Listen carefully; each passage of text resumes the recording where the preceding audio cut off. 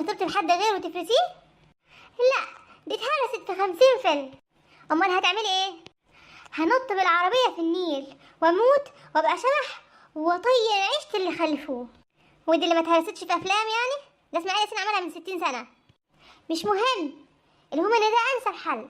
خلاص لو مقررة بقى حاولي تنزلي بكرة الصبح بدري عشان الكورنيش بيبقى زحمة.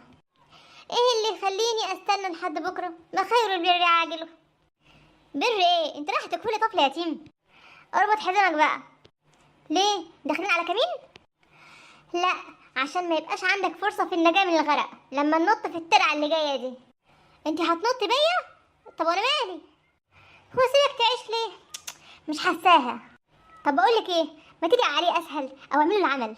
هقولك انا ممكن اجيب لك دجال كويس جدا. لا، انا حابه الحوار ده اكتر. يلا جاهز؟ الوداع يا وليد. يا لهوي